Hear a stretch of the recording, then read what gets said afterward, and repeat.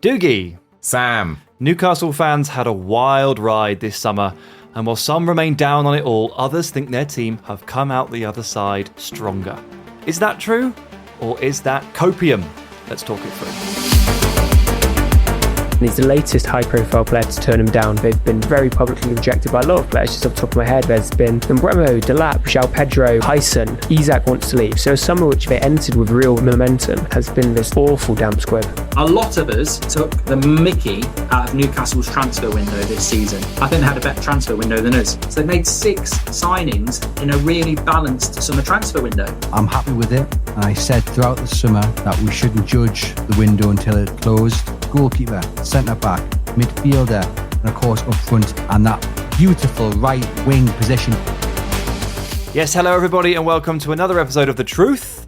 I'm your host, Sam Tighe. Joining me is my friend and co-host Dougie Critchley. Hello, Dougie. Hello, Sam. Season 2, Episode 2. Very pumped. Yeah, I'm actually keeping track of the episodes this year because you did last year. I did, but yeah. By the time I realised you were doing it, we were about 15 episodes and it was too late. I'm on top of this. Good. I know exactly where we are. Season 2, Episode 2. Last week was Episode 1. Indeed, that's how it works. Sat opposite is our overlord, Jack Collins. Hello, Jack. Hello, Sam. How you doing? I'm very well. I'm exhausted. Up at 6 with the baby. In and out of the city. In and out of the city again. Tube strike in London causing havoc. But my goodness me, would I move mountains to sit at this table with you two. Exactly. Well, you have as well. Respect, as they say, as Jose would say. Respect. Right, we're coming out of the first international break of the season. Many get very irritated that after 3, or in some leagues' cases, just 2 games, momentum is immediately broken up and we stop for internationals. And it is frustrating. You get into that rhythm of the new season, especially off the back of a summer with no football. If it's an international tournament summer, maybe it's less of a thing. But it is quite annoying. But I hope you guys used the time wisely. I hope you put football on ice. Mm-hmm. I hope you spent some nice time in the last knockings of summer sun. I hope you went and spoke to your families. Did a bit of For that. a little bit. Remembered your wives, girlfriends and children's names, all that stuff. I hope you didn't watch Ireland lose 2-1 to Armenia. That's actually the first thing on the docket here. I think it's worth touching on. It is, definitely. It's worth touching on. Ireland lost 2-1 to Armenia. So I had a little... Jack is like giggling, embarrassed giggling. I've been asked to talk about this in like 3 things in a row today, and every time it's like, Okay. it's the most depressing thing on earth. Does it make any more sense at 20-8 than No. it did You don't have last to night? look. You don't have to speak. I'll do it. Good.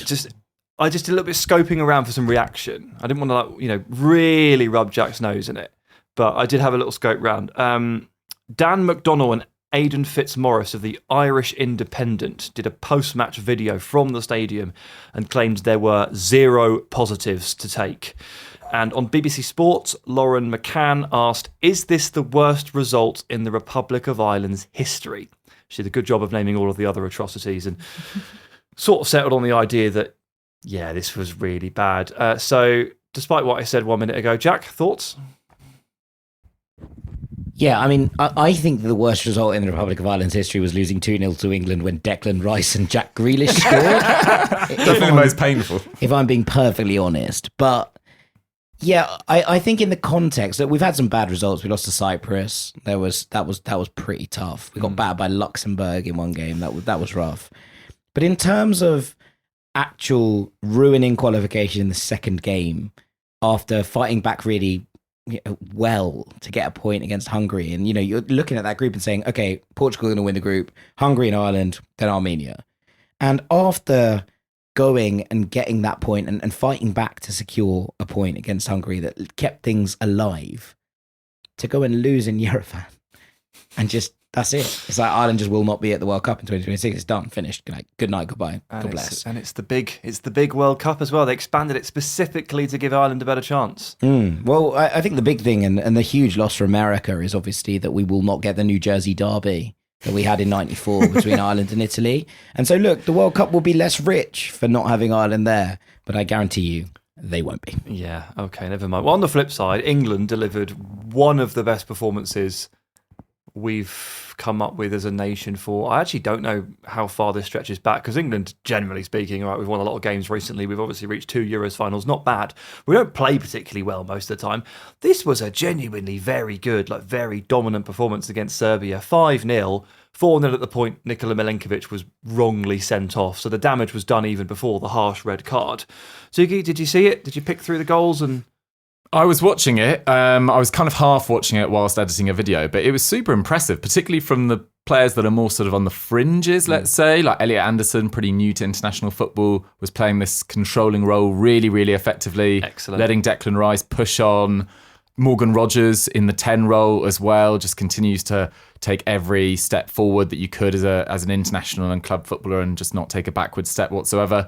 And then Noni Madueke, who I think started the season really, really well. And I'm so pleased for him as well, because there was that ridiculous petition when he signed for Arsenal from Arsenal fans claiming that they didn't want him as a signing, which you can want. You can say who you want online. You can, say you want Rodrigo. You can say what you want Rafa Leao instead, but you don't create a petition against a player's signing for your club. So that was a really poor move from the subsection of Arsenal fans that were involved in that, let's say.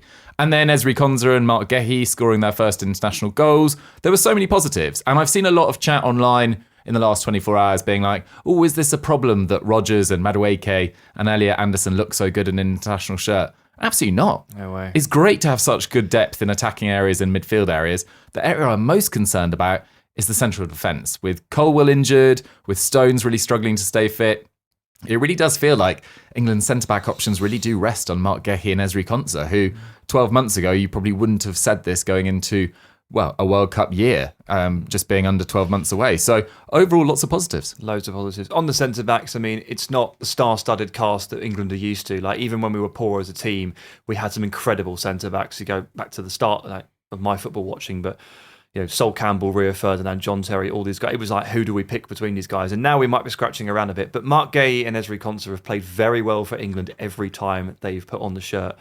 So I suppose we can just take that as the positive. Absolutely. Elliot Anderson, by the way, very, very good in a very drab performance against Andorra, and then really good here as well. You know how we've all been clamouring for Adam Wharton to play for England, and he keeps getting injured at the wrong time. Well, Elliot Anderson has possibly just stolen in at the right time here, in a way that Madueke has kind of stolen in on Saka as well, a little bit, just because Saka, I don't think, has even played for Tuchel yet, or barely, because he keeps getting injured at the wrong time. As I was watching Anderson against Serbia, I was reminded of that gif of that raccoon that picks up that big block of candy floss and then drops it in the puddle and it disintegrates and it sort of wades through the puddle wondering where its food's gone. Those are your Adam Wharton England stocks dissolving in a puddle as Elliot Anderson runs the show against. All right, not the best competition, but it was impressive. God, he was good. Impressive. But I'm not writing off Adam Wharton whatsoever. I'm a little bit annoyed for his sake that Kobbie Mainoo didn't get a loan move as well, because you'd really like Kobbie Mainoo to be competing amongst that section as well. There's rumours that Real Madrid were considering a move for Adam Wharton this summer, which is pretty nuts. But Elliot Anderson feels like, no matter how this season goes with Forest as well, there'll be so many big clubs sniffing around him as well, because he can play in so many different styles as well. And actually, Ange Postecoglou's arrival at Nottingham Forest as well, which is another big talk of this international break. I think that could really favour Anderson as well. Yes, I think so. Anderson is just about 1,000 times better than I ever thought. It's got to follow me to the grave. There's a few footballers you just get dead wrong, and Anderson was certainly one of them. I've got a stat to finish us off here. Across England's 5 World Cup qualifiers under Thomas Tuchel, they have conceded just 1 shot on target. That was in the first game against Latvia. So since March the 24th, England have not conceded a single shot on target. That is Tuchel ball. Speaking of Latvia, I'm going there this weekend. So of course, it's your lads' trip. Basically put that stat in to segue into me talking about going to Latvia.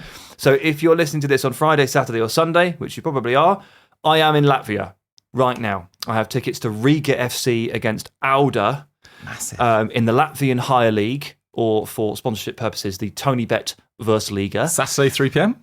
I actually don't know yet. I'll have to check. But I was just having a little think on the way here. Is this going to be my most hipster game ever? And Dukla Prague Bohemians 1905 gives it a run. But I think Riga versus Auda, or Orda, I don't know how to say it. This could be it. This is very Jack Collins. But you are there.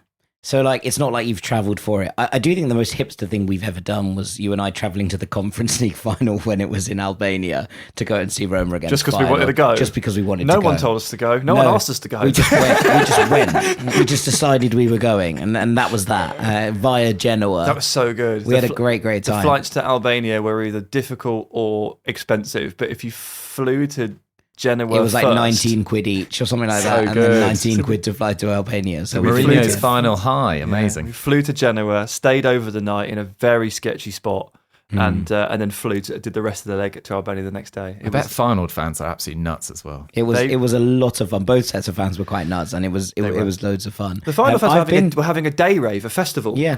in a park. I've been to Riga FC. Yeah? Like, naturally. Of course you have, obviously. I have seen Riga FC play before, so you were in for an absolute treat. That's Yeah, all is I it can good? say. Yeah, I had a great time. Superb. Great All time. right, the rest of it. Stay on the right side of the law, because I've also been to Riga and they do not like Brits because of the stag do culture. So be careful. We're not on a stag do. What, I want no? that on the record in case Just the on a police, football trip. the police are listening.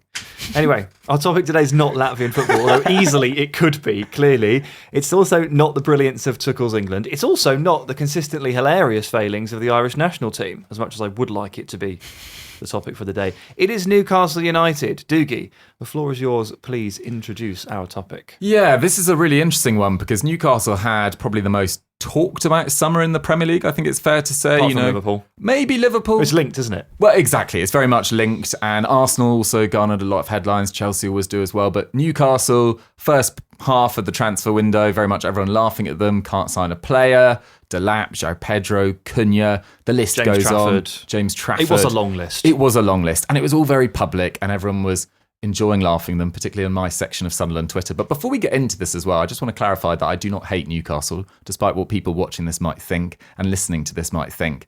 Because I didn't grow up in the Sunderland area, I dislike Newcastle, but I don't have the same level of hatred for them as you probably do or don't with Birmingham, I would have thought. You need to kind of be from the area to really hate your rival, I think. don't hate them as much as my dad does. Should we put it that way? There we have it. There we have it. But it is worth talking about where Newcastle's summer leaves them, because they had, by all accounts, a pretty good 24-25. They finished fifth with 66 points. That was their second best points tally since 2002-03. That was only topped in 22-23, confusingly, when they finished fourth with 71 points.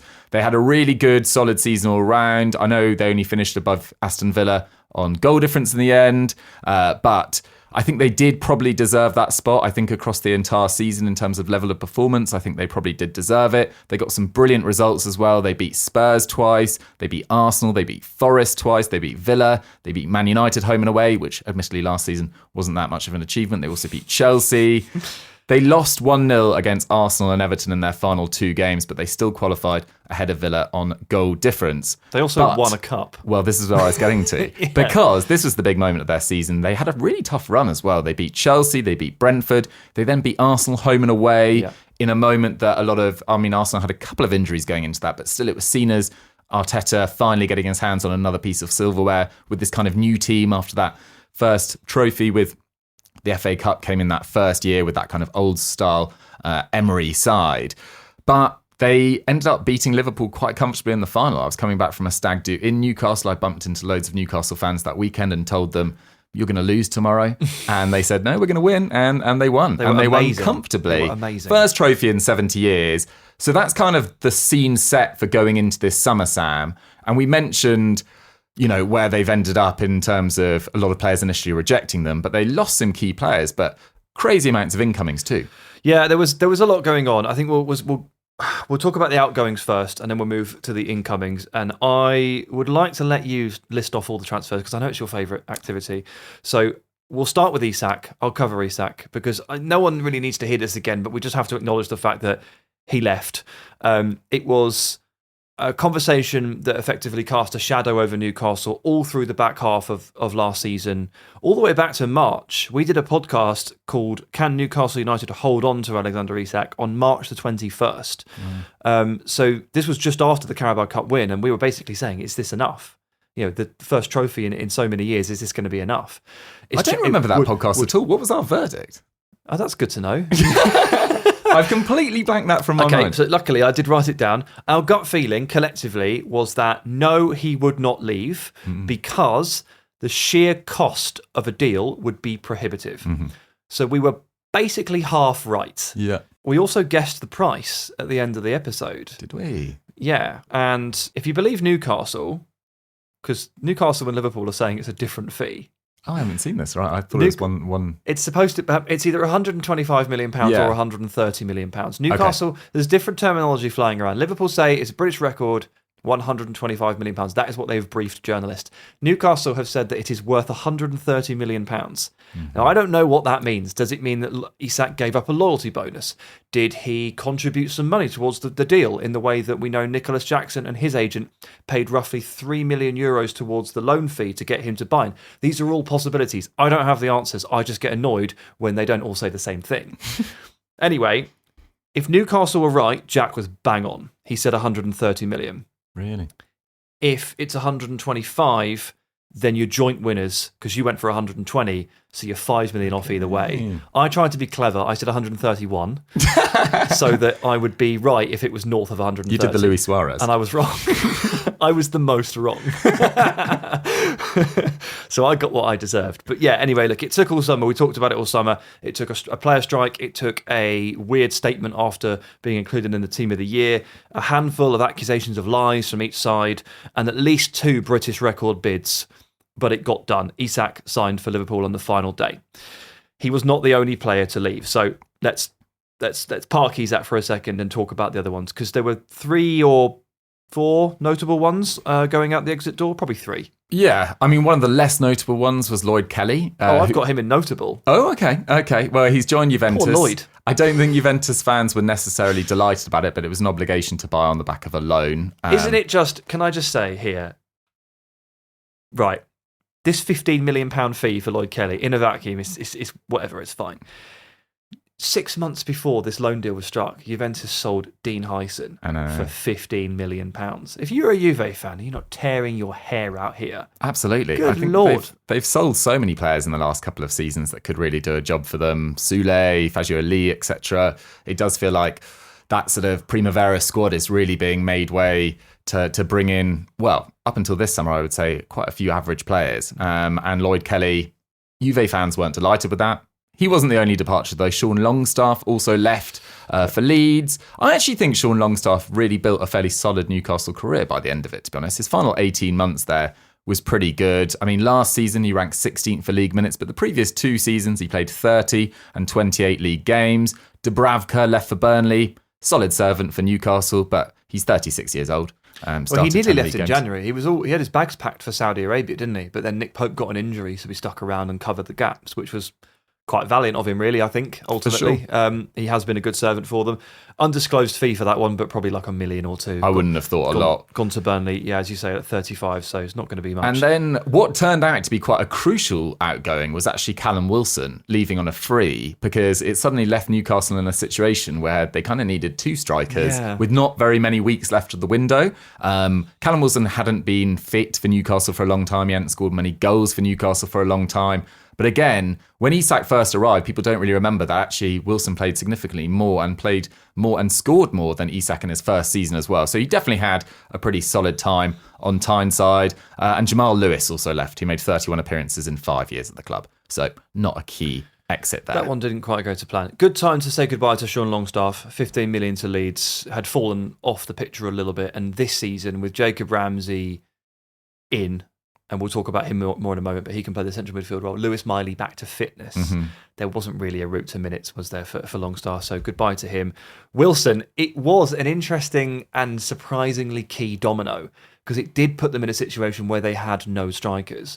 And it would have changed the picture completely if they weren't constantly recruiting 2 and worried about, we could sell Isak, but that means we need 2, that sort of thing. So it actually was, it turned out that just releasing a player on a free transfer who'd been pretty injury ridden turned out to be one of the summer's most important moves. It's created 3 months of absolute carnage. It's amazing. Right, on to incomings. Take it away. Aaron Ramsdale. First of all, he's now played Premier League football for Bournemouth, Sheffield United, Arsenal, Southampton, and now joins Newcastle. I think it was after the Trafford move fell through, if memory serves me right. I think James Trafford probably had a better chance of immediately usurping Nick Pope, but having Ramsdale, having Pope on your books, two very different style of goalkeepers. I actually think Aaron Ramsdale is kind of unfairly maligned, predominantly because he did that podcast with Ian Wright where he said he struggles to focus for 90 minutes and likes to get involved with the crowd to kind of G himself up, which is probably not the best thing for a goalkeeper to say publicly, but he has said it. Gigi Buffon wouldn't say that, would he? Absolutely not. Absolutely not. But he's only 27 years old. Pope's 33. Maybe he'll become Newcastle number one, but either way, he's in a good position to sort of maintain his challenge for England caps. I liked this move because he's good with his feet. And he played well last season for Southampton. Southampton fans were really sorry to see him go. They were hoping he would stay. I mean, it's only on loan. It could change, but there's clearly admiration from Eddie Howe here. Otherwise, they wouldn't have taken him in, and we'll see what happens.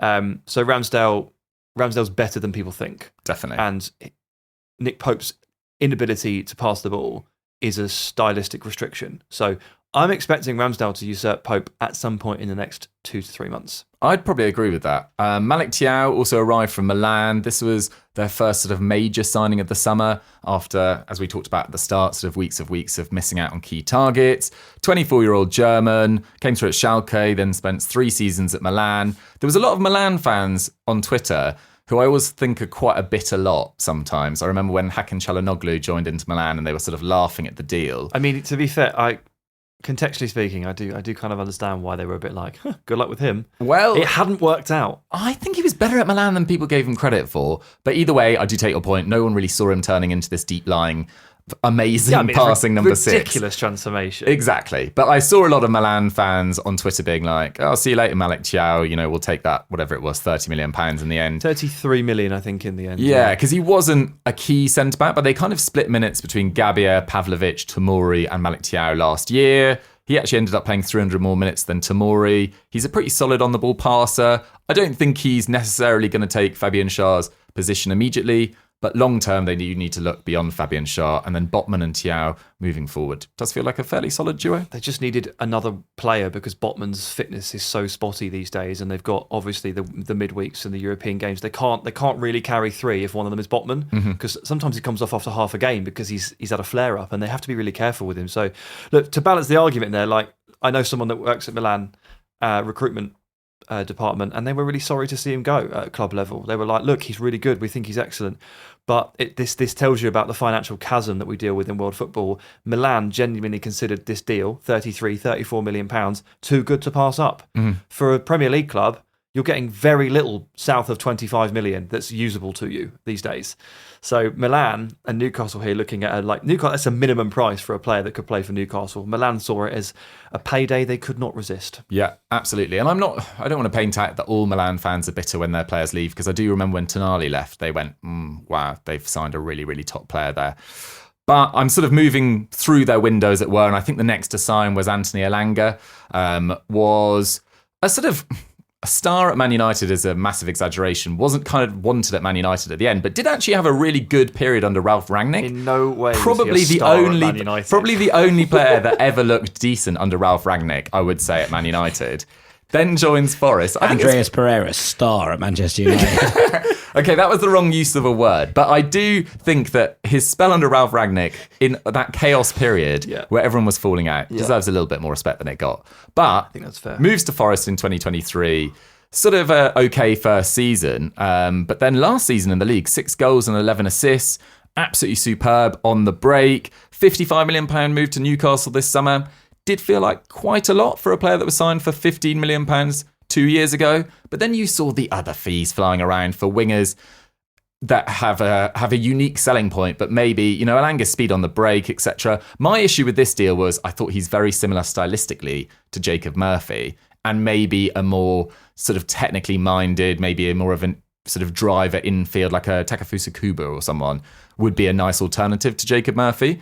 But if you're going for Gordon, Barnes, Elanga swapping, alternating all across the pitch in transition with Wissa as well, who subsequently signed, that's pretty exciting going forward. Yeah, I don't really have an issue with this deal, to be honest with you. I think Elanga's great. Probably another one that I slept on a little bit to start with, and then suddenly realised at some point last year, oh my God, he's that fast. He's that fast. He's one of the fastest 5 players in the league. That goal against Man United was crazy. Yeah, it's just ridiculous. So, look, speed costs. That kind of speed, it just add 10 million. So if you thought Elanga was like a roughly £40 million winger, which you probably would thought him in that range. Sorry, but he's too fast for that, so he costs 50. That's literally the way it works. If speed sells, then I have an Adama Traore that I can sell you. Nuno is interested. Okay, Nuno was interested. He's still interested. When he gets his next job, Nuno will be interested in that. Cool.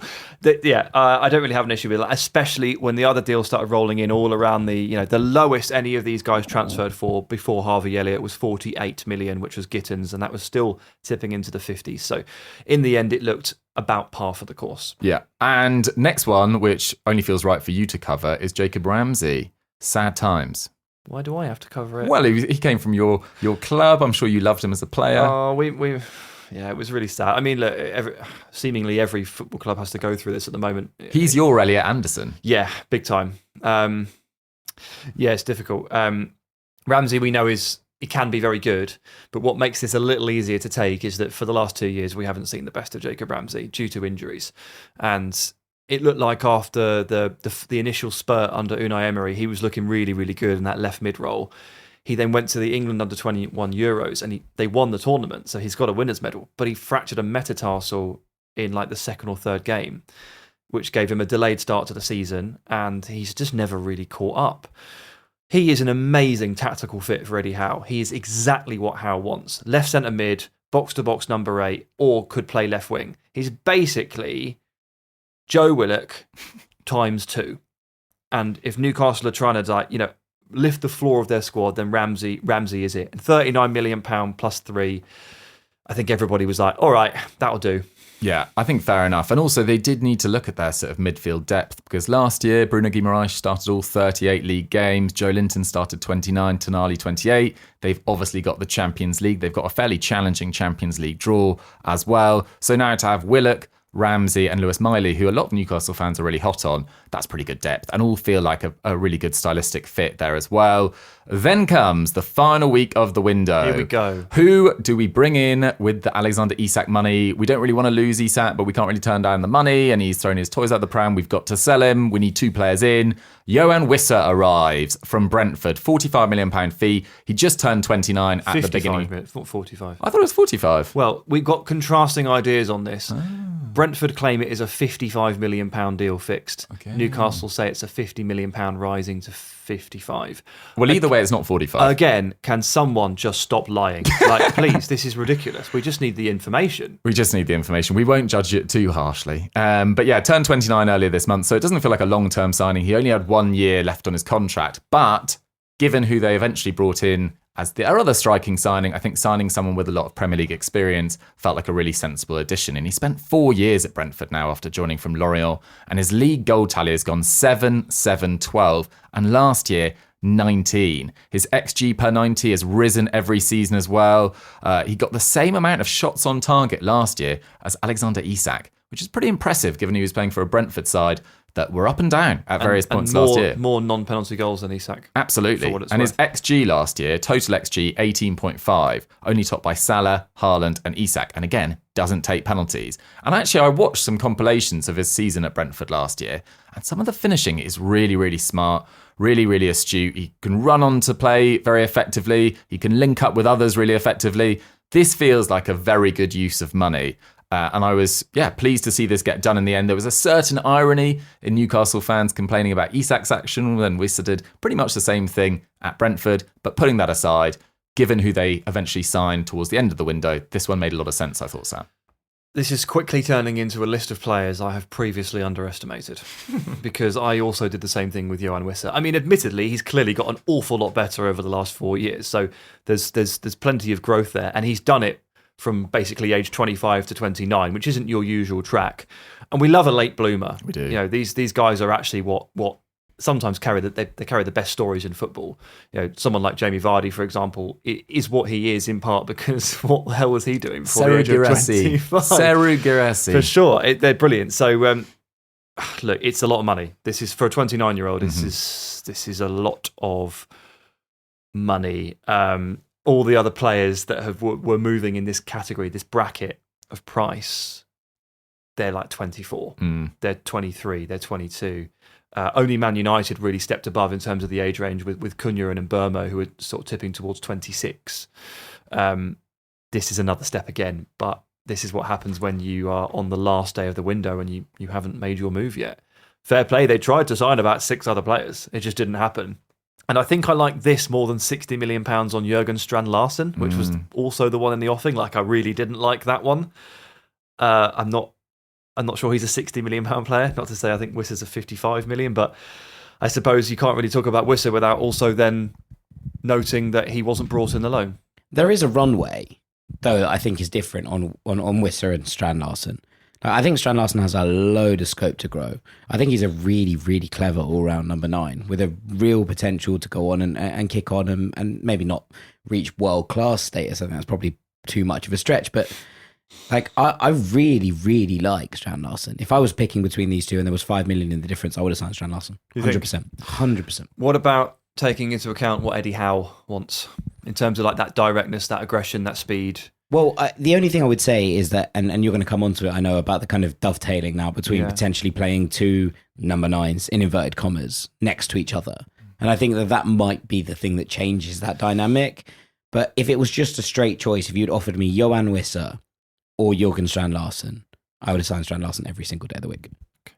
Okay, there you go. Fair enough. Well, Wissa wasn't the only one signed. No, there was a bomber towards the end of the window. A really exciting deal that I, so often with the plethora of transfer information and endless tweets about the same player for weeks and weeks and weeks, and we all know who we're talking about. It's quite nice when one comes out of the absolute left field and just kind of takes the world by surprise. And Nick Woltemade to Newcastle was definitely one of those. I remember coming into this studio in about January, February, being like, you guys, have you guys watched a bit of Nick Woltemade? There's this really unique player, because the first time you see him, you're like, who the hell is this? Like, he's so bizarre to look at. He is 6'6", but he has this unbelievable touch.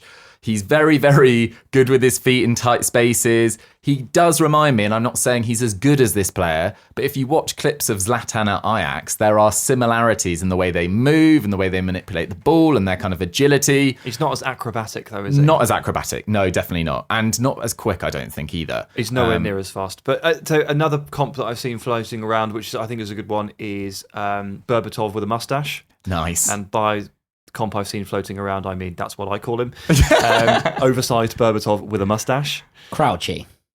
There's a little bit of crouchy about it. He's too beefy, I guess. But then but like, it's the whole big man, but actually probably better with his feet than he is at anything else. Yeah. Like that comparison I like. Yeah. Berbatov, crouch.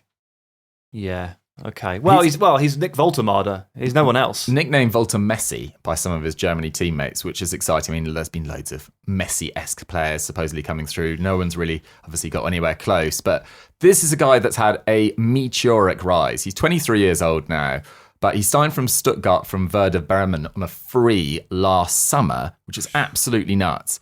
And he was largely a bench option, sub option until the second half of the season, around sort of December time.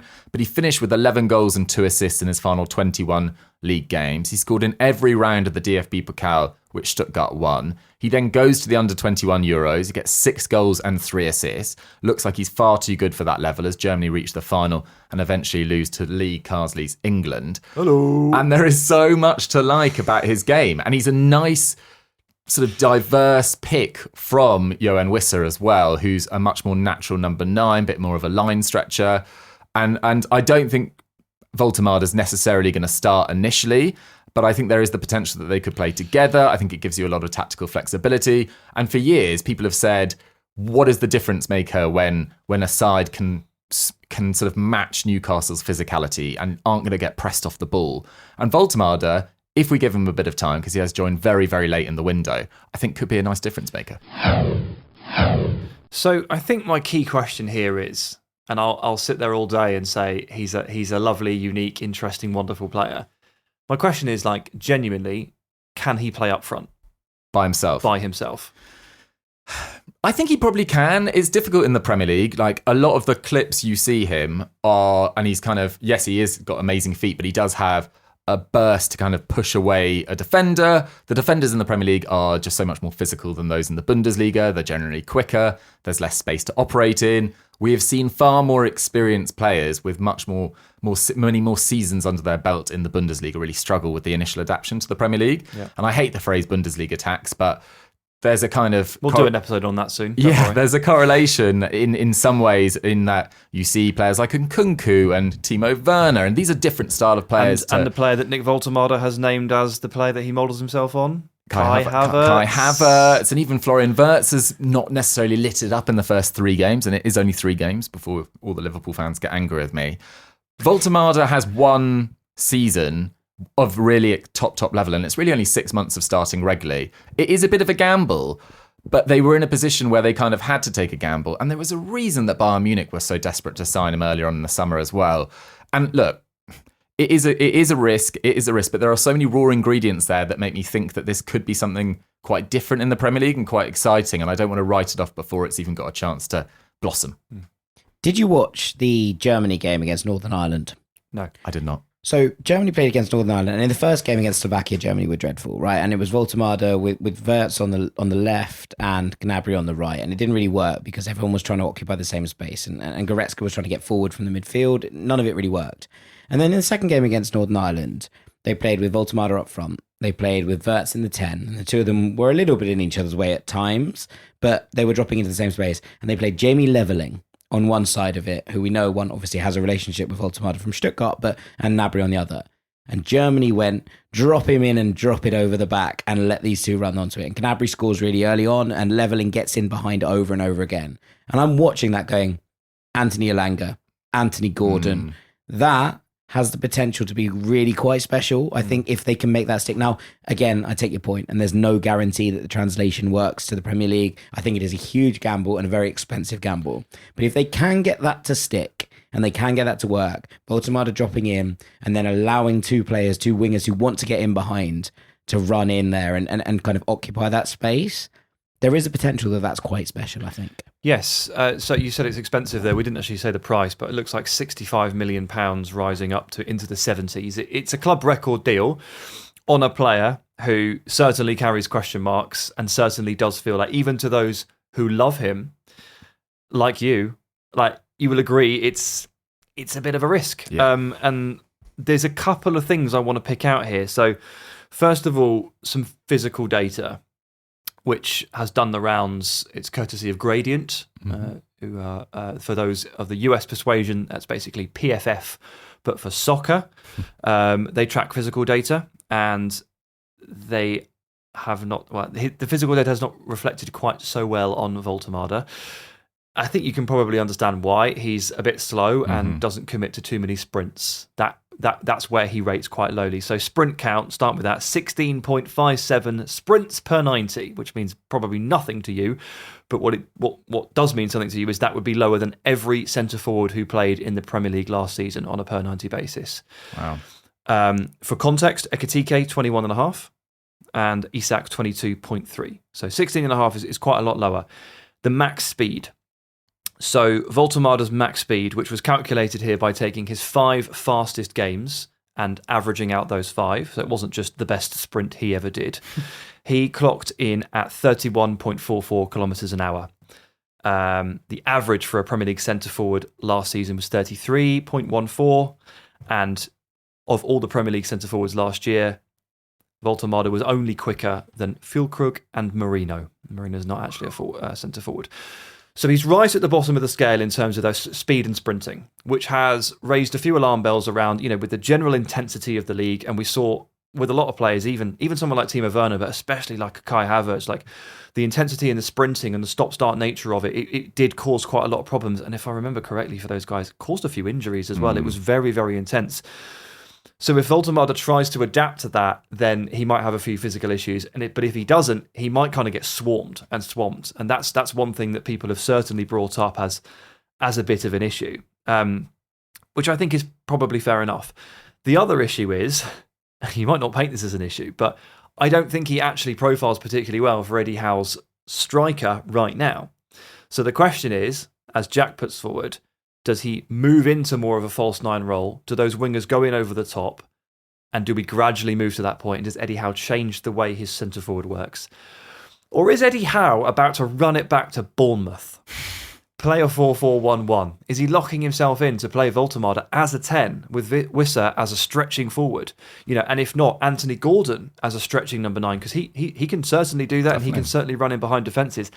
Is it Wissa and Gordon as strikers and Woltemade is a 10? Are they getting to the point now where, and you referenced it earlier, like Newcastle's physicality in midfield is quite fierce, but there are definitely games that you're like, Joelinton, Tonali and Bruno seems a bit overkill, mate. Right, you've already won the territory, you've already won this battle. What you're lacking is a bit of creativity, and we probably saw it against Leeds not so long ago.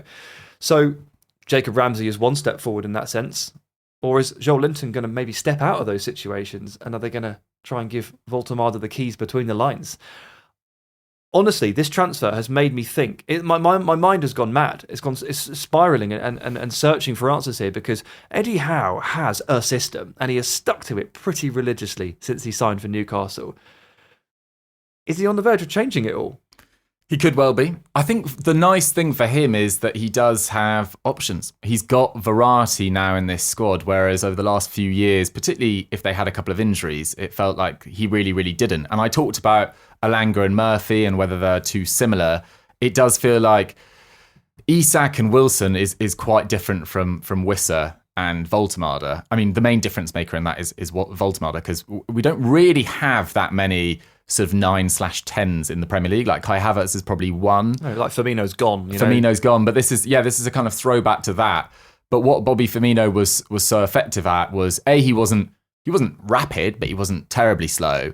But he got to adapt to a Liverpool side that weren't expecting too much originally, and I think that might work in Voltemade's favour. Like, I'm not sure whether Woltemade comes in having signed in the final 10 days of the window, having only got one season of top 5 league regular football under his belt, or at least exceptional football under his belt, and starts 30 league games. Like, I think you don't sign Wissa for, what did we say, 55 million pounds at 29, unless he's kind of expected to take up the majority of the minutes this season.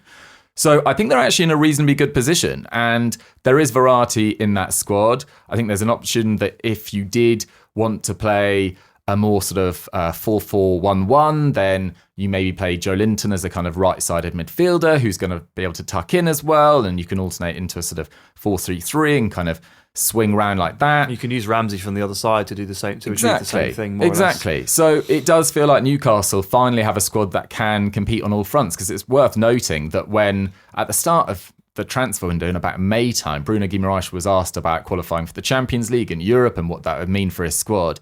And he was talking about how the last time they were in Europe, they really suffered because they just simply didn't have a squad built for it. Yeah. Whereas this summer, I think they've lost the star player, obviously. They've lost the real world-class quality, and it might take a little while to bed in. But I think there's a strong argument that the squad is significantly stronger.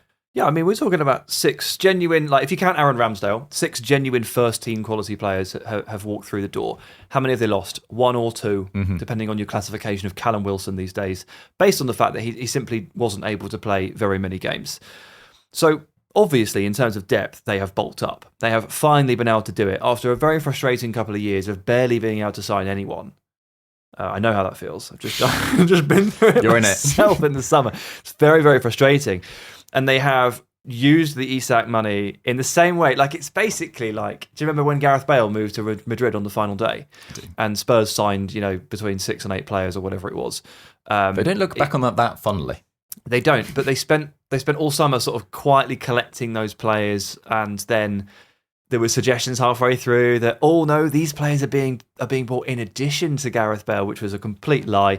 But they got all the business done in, and then they let Bale go, even though it was telegraphed from June the 1st, he left it on like September the 3rd, or whatever it might be.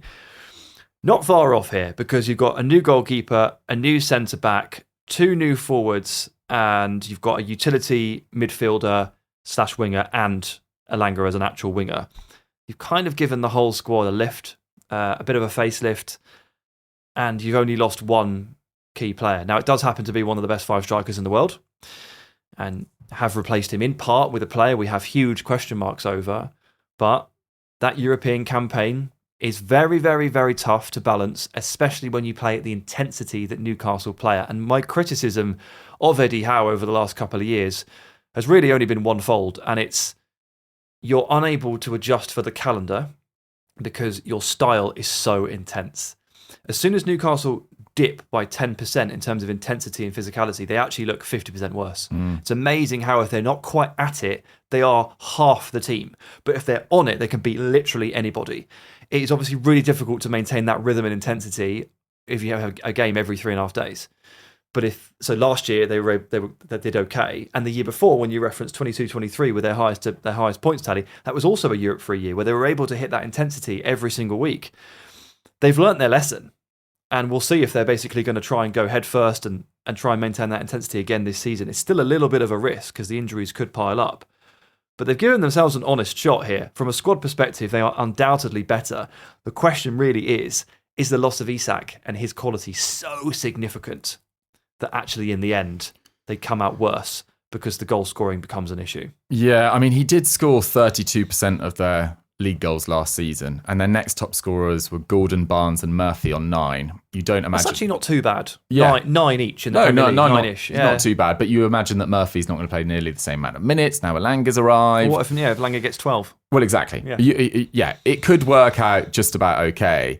Their results after European games last time out were really, really poor. So this is the last time they're in the Champions League. They beat Sheffield United, who were dreadful that year, 8-0. But they dropped points against West Ham, 2-2. They dropped points in a 2-2 draw against Wolves. They lost 2-0 against Bournemouth. They only scraped past Ten Hag's Man United, and they did beat Fulham 3-0 after a Champions League game. Can you imagine doing whatever it was? Let's say it was PSG or Dortmund. They had a tough group, didn't they? And Milan. And Milan. Imagine a trip to San Siro or the Westfalenstadion, and you're absolutely exhausted, and you come back and it's like, oh, we're not playing Bournemouth, are we? Mate, can we postpone it? Like that. For sure. You have to prepare for this. Absolutely. And their Champions League games, they've got a pretty difficult draw as well. They host Barcelona next week. They've got Athletic Club at home. They've got PSV at home, who I'm not as expecting to be as good because they've lost back at Yoko and Tillman and players like that. But they've also got to go to Marseille. That's a pretty horrible away game. Horrid. You've got to go to PSG. That's pretty horrible. Horrid. You've got to go to Leverkusen, which probably isn't as horrible. Got to but go to still, Leverkusen and get something. Yeah. And then I was also having a look at, I like doing this at this time of year as well, just looking at what is your most hellish month. And Newcastle's December, Spurs at home, Burnley at home, Leverkusen away, Sunderland away, Chelsea at home, Man United away, Burnley away, all in 1 month. That is a lot of games, plus a Tyne-Wear derby thrown in there as well. It's going to be a real slog, but I do think their squad is in a pretty good position. What I would also say is really helpful is in this squad now is you've got a fullback in Tino Livramento, and we saw it last night with England as well, that is really comfortable on both sides, which is a really nice asset to have.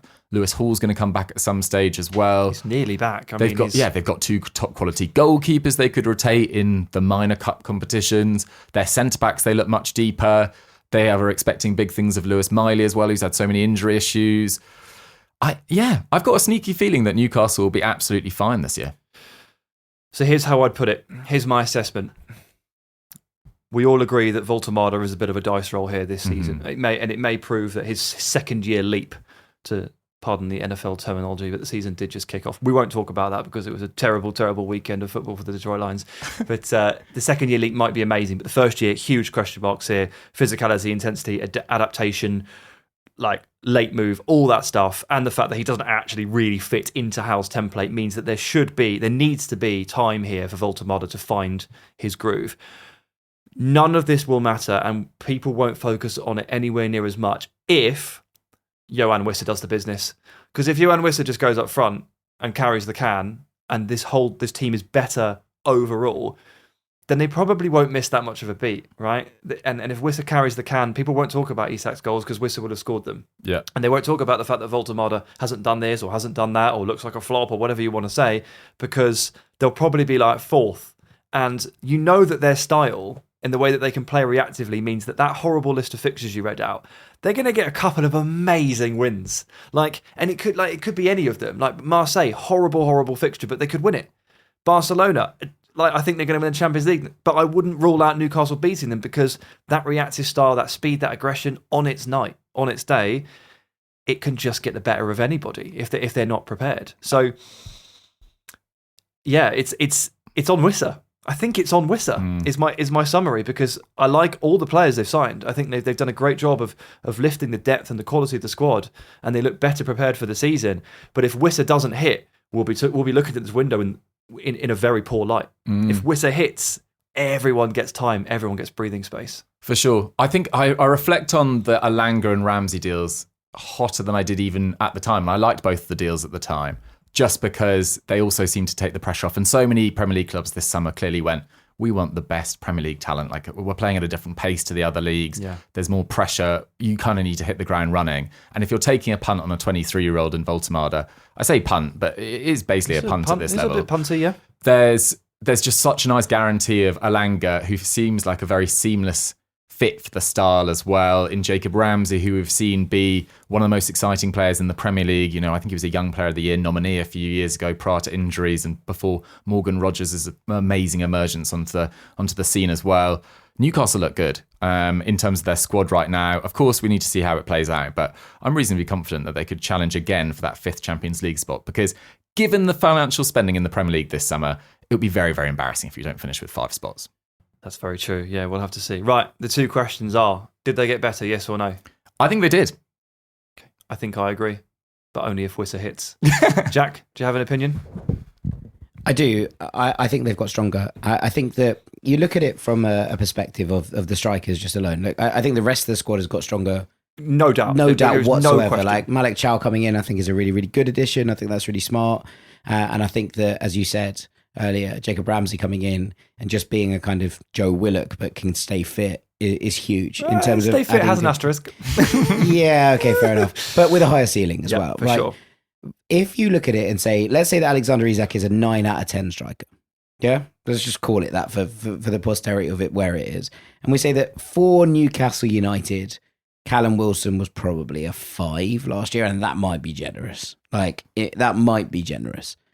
Yeah. I would say that you're looking at Yoane Wissa as a pretty middle of the road 7.5 out of 10. He's a minimum Maybe 7. That's minimum 7, and you're not going to get below that, I don't think.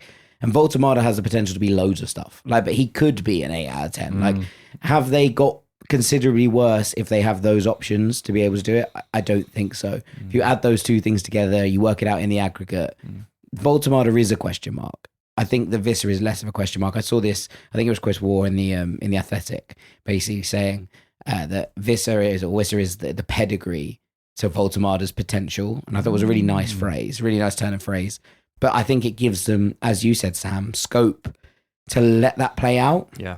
And let them experiment and see what that looks like. Yeah. And that's a very, very good place to be. Because if in the first couple of months, Eddie Howe says, okay, Voltemade's not ready, he's gonna be months here until he can genuinely get up to speed, then you're looking at an emergency situation of Yoane Wissa's the striker, we're sticking with the front 3, and you've got Alanga on one side, and you've got Barnes or Ramsey on the left, or Gordon on the left, or if Wissa's not available to play, then Gordon will play up front. So Gordon will just step in up front, which is a further mechanism to relieve the pressure on Voltemade. And purchasing Jacob Ramsey then obviously allows you to do that with Gordon. So from one perspective, it all of this looks like a giant panic because Yoane Wissa's 29 and costs too much and Voltemade is an unknown. From a different perspective, they've actually covered themselves off with plan A, plan B, plan C quite well. Yeah, absolutely. And it's taken me a little while to figure it out over the course of the summer. And it's taken me a little while to shake off the visions of the first 2 months. They were dreadful. They got stonewalled by 8 different players and the fans were going mad, rightly so. It was the worst summer ever for 87 days until things really kind of got going on the striker front. But they've come out of it looking okay. I really can't escape that idea. Yeah. And also, if they'd ended up with Wissa and Strand Larsen, they feel more stylistically similar than Wissa and Voltemade. Any striker is more stylistically similar than Voltemade, though. He's barely a striker. But it just does feel like they've just for the first time in a while got options in their squad. They've got different systems they could play. They've got depth on their bench. And look, we'll see how this Champions League campaign affects them. They do have some really difficult fixtures, but I'd be very, very surprised if they weren't top 6. Yeah, me too. I think so. Right, I think that's about it. Dougie, thank you for joining me. Thank you very much, Sam. Jack, thank you for watching over us. You're very, very welcome, Sam. It's always a pleasure. And to you, the beloved listener, thanks for listening. I guess we'll see you next week.